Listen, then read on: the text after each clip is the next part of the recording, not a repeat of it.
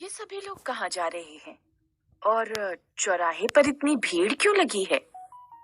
तुम्हें नहीं पता? समाज सेवी गिरधर जी भ्रष्टाचार के विरुद्ध सत्याग्रह पर बैठे हैं। सभी नर नारी वहीं जा रहे हैं। दोपहर हो गई है, तेज धूप है, फिर भी सभी लोग उधर ही जा रहे हैं। चलो, हम भी चलते हैं। चलो। सुप्रभात बच्चों। बच्चों, आपने अभी जो वीडियो देखा उसमें मानसी और प्रेरणा की बातचीत में कुछ ऐसे शब्द आए हैं जो दो शब्दों को मिलाकर बने हैं। ठीक है, जैसे चौराहा, भ्रष्टाचार, गिरिधर, सत्याग्रह, नर नारी। अब इन शब्दों को अलग करते हैं। चौराहा, चार राहों का समूह। भ्रष्टाचार, भ्रष्ट है जो आचार। गिरिधर, गिरि को धारण करने वाला, अर्थात पर्वत को धारण करने वाला। सत्याग्रह, सत्य के लिए आग्रह। नर नारी, नर और नारी। दो शब्दों से मिलकर बने इन शब्दों को समासिक शब्द कहते हैं। घोड़े पर सवार, घुड़सवार। राधा और कृष्ण, राधा कृष्ण। नीला है जो कमल, नील कमल। घुड़सवार, राधा कृष्ण और नील कमल समस्त पद शब्द हैं। ये समास के उदाहरण हैं। समास शब्द का अर्थ होता है संक्षेपीकरण या संक्षिप्त करने की विधि। यह शब्द निर्माण की एक प्रक्रिया है। दो या दो से अधिक शब्दों के बीच में आने वाले विभक्ति आदि के अंश को हटाकर उन्हें संक्षिप्त करने को समास कहा जाता है। अतः कहा जा सकता है कि परस्पर संबंध रखने वाले दो या दो से अधिक शब्दों को संक्षिप्त करके नए शब्द बनाने की प्रक्रिया को समास कहते हैं। समास रचना में प्रायः दो पद होते हैं। पहला पद पूर्व पद कहलाता है तथा दूसरा पद उत्तर पद। इन दोनों पदों को संक्षिप्त करने पर जो नया शब्द बनता है उसे समस्त पद कहते हैं। नीलकमल शब्द में नीला पहला या पूर्व पद है और कमल दूसरा या उत्तर पद है। इन दोनों को संक्षिप्त करके बना शब्द नीलकमल समस्त पद है। दो या दो से अधिक पदों का संक्षिप्त रूप समस्त पद तथा समस्त पद को पुनः उसके पहले के रूप में प्रस्तुत कर देने को समास विग्रह कहते हैं। अब समास के भेद। समास के 6 भेद होते हैं। तत्पुरुष, कर्मधारय समास, द्विगु समास, द्वंद्व समास, अव्ययी भाव समास, बहुब्रीहि समास। तत्पुरुष समास।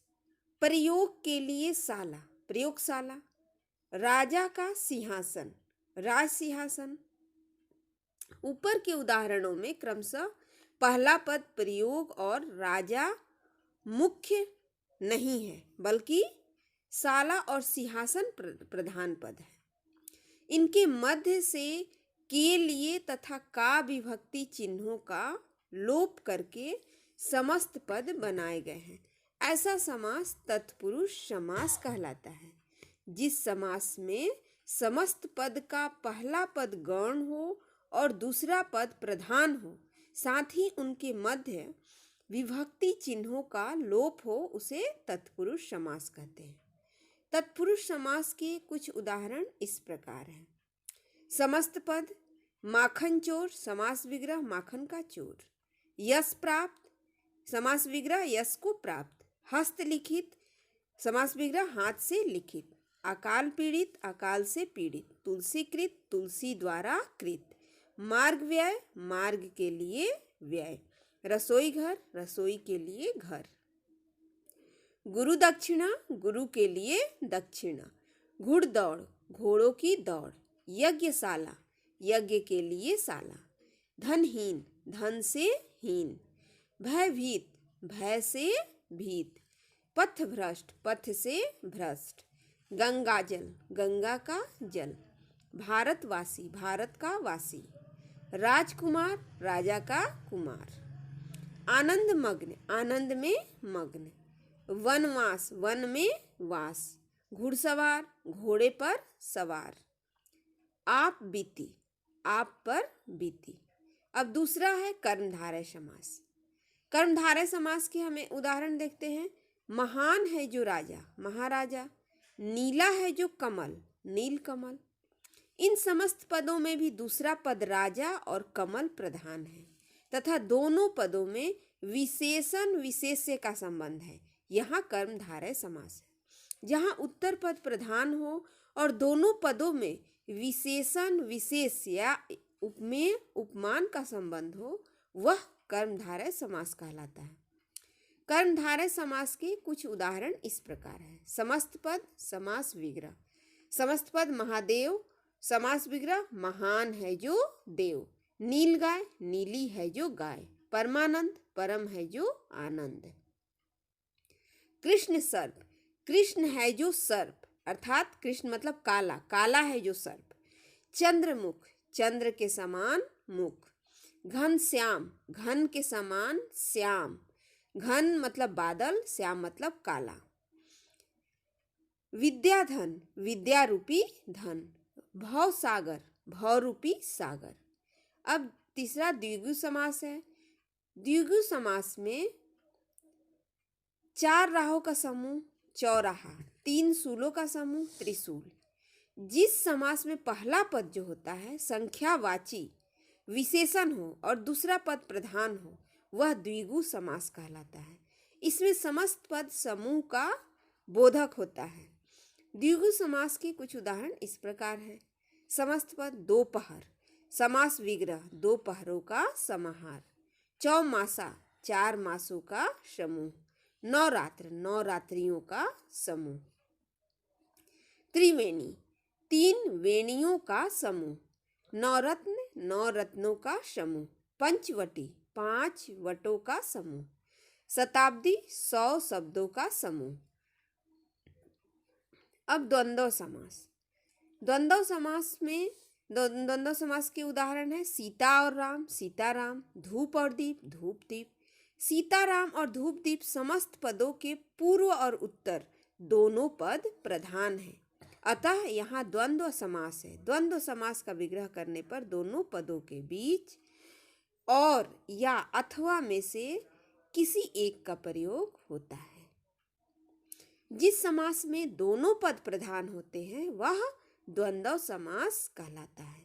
द्वंद्व समास के कुछ उदाहरण इस प्रकार हैं। समस्त पद समास विग्रह माता पिता, माता और पिता।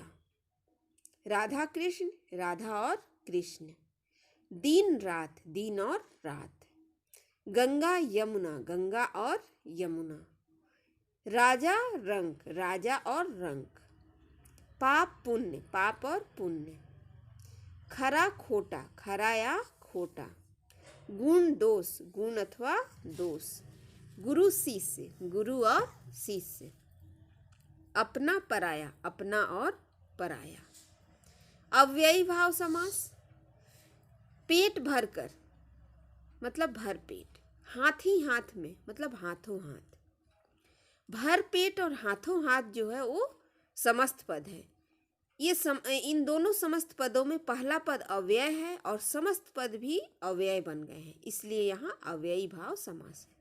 जिस समास में पहला पद अव्यय हो और वही प्रधान हो तथा समस्त पद भी अव्यय बन जाए, वह अव्ययी भाव समास कहलाता है। अव्ययी भाव समास के कुछ उदाहरण इस प्रकार हैं।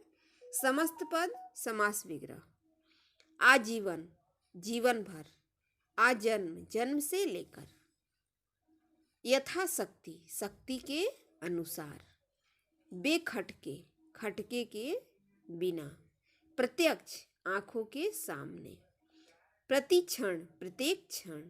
यथा विधि, विधि के अनुसार। रातों रात, रात ही रात में। बेशक मतलब बिना शक के। बाकायदा, कायदे के अनुसार। अब छठा है बहुव्रीहि समास। लंबा है उदर जिसका, अर्थात गणेश जी लंबोदर।